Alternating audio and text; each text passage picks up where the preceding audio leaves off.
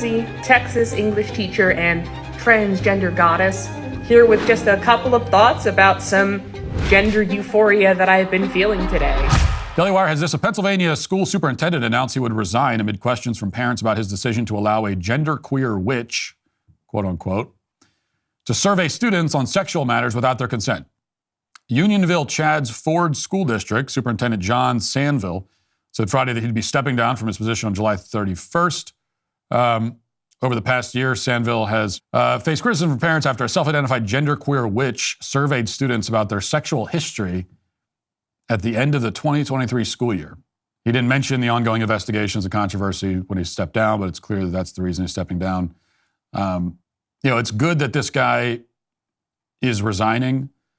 I think he should be in jail too, but a resignation is better than nothing. This does bring up an important point that I want to make, which is that the wokeness problem, as we call it, is deeply, deeply embedded in the public school system, which means that even as a lot of this stuff seems to be dying out, even as it seems to be receding in the general culture, that's not really the case in public school. Now, I think parents have gotten better in recent years at identifying and responding to the most egregious examples of left-wing radicalism in the schools, like here when a genderqueer warlock or whatever is talking to kids about sex. That's about as egregious as it could possibly get. And the parents spoke out and they got accountability. And they got rid of the superintendent, which is a pretty big deal. I mean, that's a big victory. As far as accountability goes in a public school environment, that's the most you could possibly hope for. And that's great. My point, though, is that the public school system is a left-wing institution down to its core.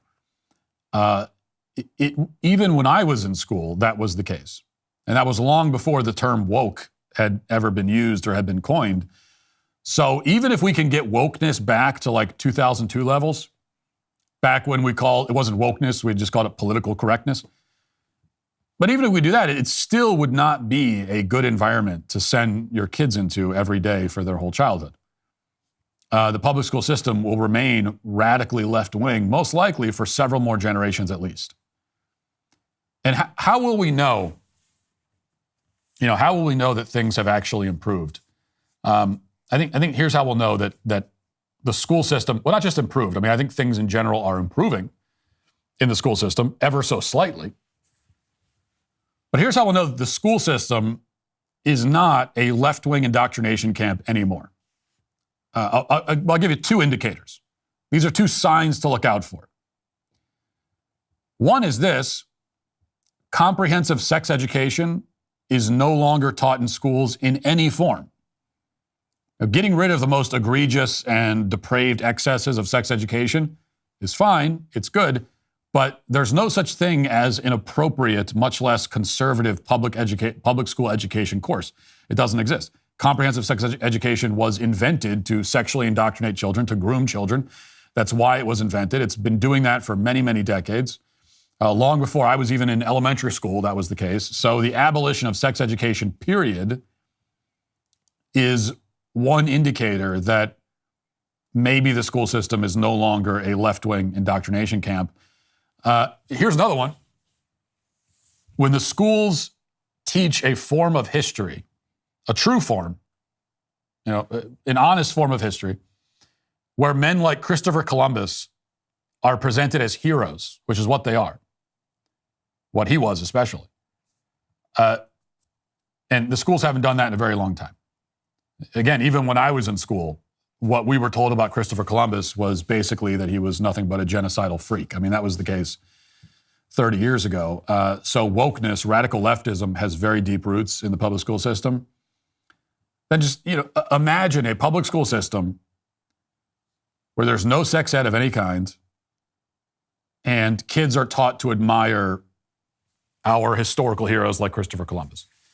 Now, those two things alone don't mean that they're getting a quality education, but they're very strong indicators, very, very strong indicators that the education system is no longer leftist down to its core. And we are a very far way, we're a very far way off from that. We've got a long way to go. So what should you do in the meantime? Well, it won't surprise you that my answer is homeschool. Get these depraved freaks out of the school as much as possible, but you can't get them all out. So homeschooling is the answer. This month, Tax Network USA proudly celebrates our nation's birthday, honoring freedom, resilience, and financial independence. To mark the occasion, they're offering 10% off all services through July 4th. If you're dealing with back taxes or missed the April 15th deadline, don't wait. The IRS is rapidly stepping up enforcement. Penalties can add up quickly, up to 5% per month, maxing out at 25% of your total tax bill just for not filing. That's on top of what you already owe. But there's good news. Tax Network USA can still help you turn things around. Whether you're self-employed, run a business, or your books are a complete mess, their team knows how to cut through the chaos and find solutions that work. Your consultation is always free, and getting ahead of the problem now could help you avoid harsh penalties, wage garnishments, or surprise bank levies. Take the first step. Call 800-958-1000 or visit tnusa.com/Walsh. And don't forget, you'll get 10% off all services through July 4th as part of their celebration of our nation's birthday. Regain control of your finances with Tax Network USA. The Post-Millennial reports this. The Maryland House of Delegates passed legislation on Friday that would repeal a prohibition on selling condoms in vending machines within public schools. House Bill 380, sponsored by Democrat Delegate Nicole Williams, would allow contraceptives to be sold in vending machines in nursery schools, preschools, elementary schools, and high schools, according to the Baltimore Sun. The bill also eliminates the current misdemeanor criminal penalty, which carries a $1,000 fine.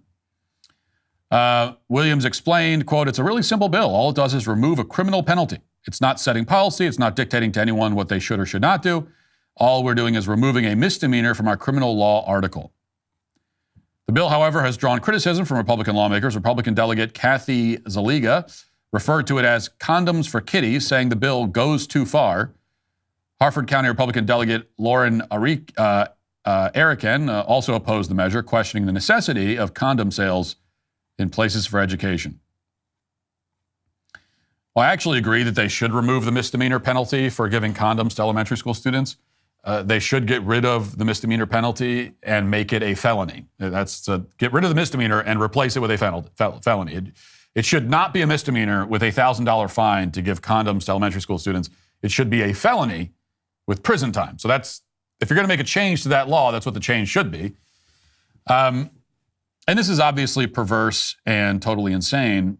Anyone who supports putting condoms in a public school vending machine is a dangerous pervert who should not be allowed around children, much less teaching them or setting public policy that affects them.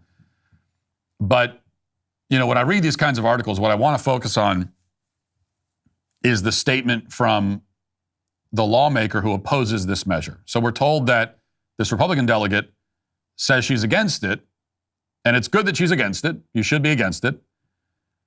But then she says the phrase that I hate the most from Republicans.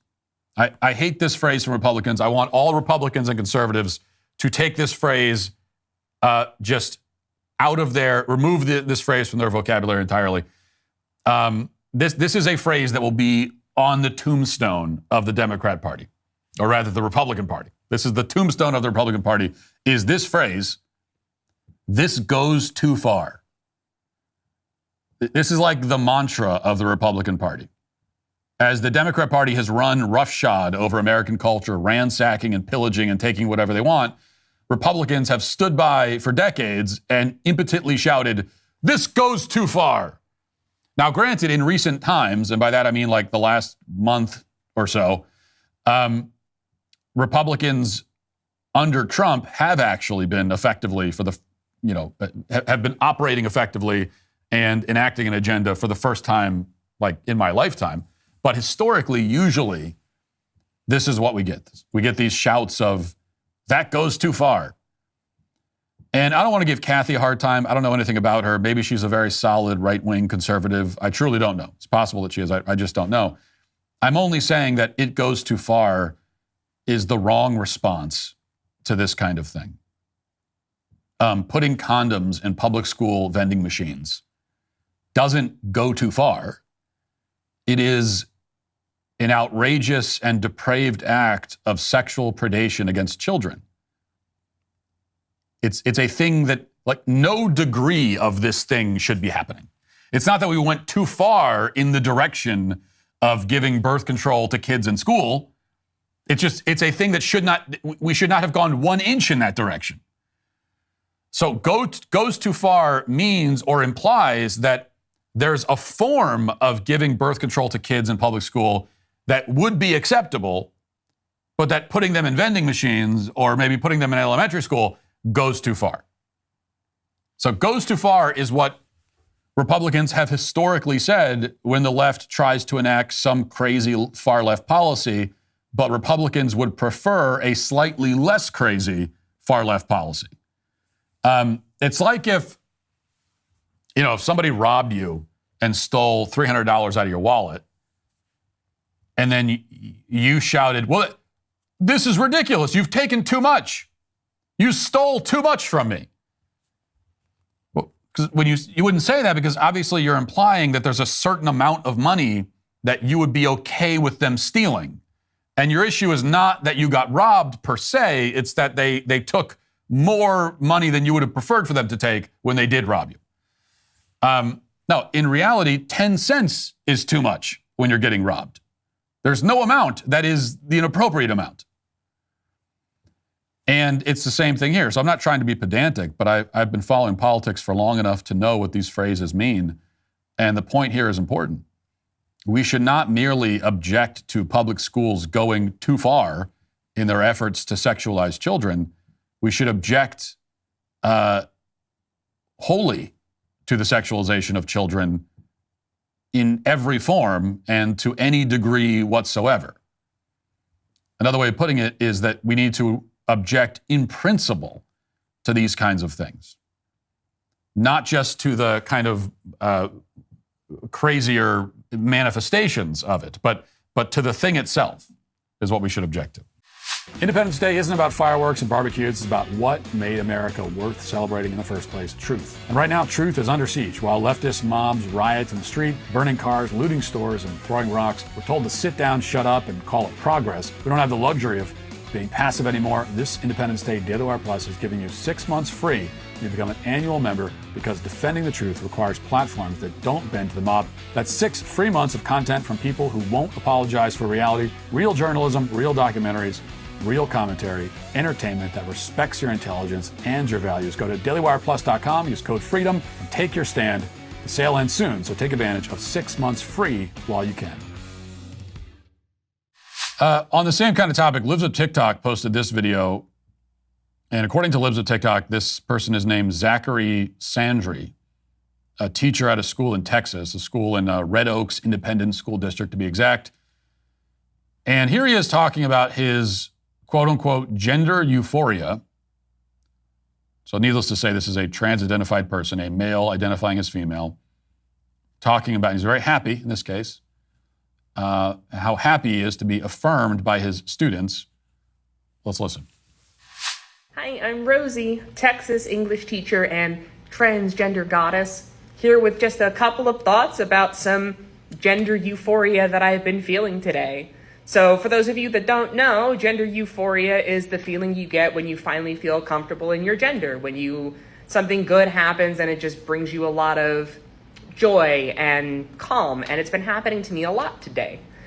This morning, when I stopped at the gas station for my morning energy drink, I got ma'amed, which is so funny because I know that there are a lot of women who really don't like being called ma'am, but I like it a lot. It's so new to me and it's so wonderful. And it was such a small thing to make me this happy. And then at school today, I'm surrounded by kids. I teach sophomores, and I have these 15, 16-year-olds who are completely on board, who, when I told them I had changed my pronouns, jumped right into it. They call me ma'am, they call me miss. They use my correct pronouns and know my correct name. And it is incredibly affirming. So I guess my message here is, if you have any trans people in your life, it is so easy to show them love. So easy. So we've talked about the progress that we've made on this issue. We still have a long way to go, clearly. And the next step, one of the next steps, should be laws that ban people like this from teaching. This person should be legally barred from teaching children. Now, if we're banning trans-identified people from the military, which is a policy I agree with, of course, but if we're doing that, and we say that, well, right? It would be a threat to national security to have them in the military if they're struggling with these kinds of very serious mental health issues. Okay, I totally buy that argument. But then how in the hell are we allowing them to teach children? If it's a national security threat to have a trans-identified person in the military, then what kind of threat are we talking about if they're teaching kids? And because there are two ways of looking at this. When you look at this video and you see this man, either he is confused about the basic facts of human biology, or he's not confused, but he enjoys acting out his fantasies in public. In the first case, clearly he would not be qualified to teach children. In order to teach, you need to have, at a minimum, a basic grasp of the laws of physical reality. Whatever the subject is you're teaching, you're teaching some subject that is based in reality, one would hope. And so if you don't understand really, really fundamental things like the fact that men can't have babies, if you don't understand that, then there's no possible way that you could be qualified to teach. But in the other case, if this guy actually is not confused, if he actually understands perfectly well that men are men and women are women, then that means that this is a kind of role play fantasy game that he's engaging in. And that makes him even less qualified to teach children. Children in school should not be sucked into a teacher's role play game. Teachers should not be depending on children to give them a feeling of euphoria. Like, I don't want teachers feeling euphoria in the classroom at all, for any reason. That's just bizarre. That's extremely weird. What do you mean euphoria? Who the hell feels euphoria? And why are you feeling that in a classroom around a bunch of kids? I don't want my children to ever be in the same room as a grown adult man who feels euphoric around children. I mean, hell no. Especially if that euphoria is tied to the fact that he's wearing women's clothes and he's depending again on these children to somehow, he's showing a kind of emotional codependency on these kids. And that's the most mild way of putting it. But that alone makes him unqualified to teach. So this is the conversation we need to have next. And I'd like to know which lawmakers are going to step up to the plate on this one. Because I'm telling you right now, it would have wide support among the voters. Show that video to the average voter. Get 100 average voters in the room, representative sample. Show them that video and ask them, do you think that this person should be allowed to teach kids? Would you want your child to be in that person's classroom? Yes or no? 100 average voters in the room. How many do you think are going to say yes? Oh yeah, I'd love to have, yeah, oh yeah, sign my kid up for that. Would you get 10 out of 100?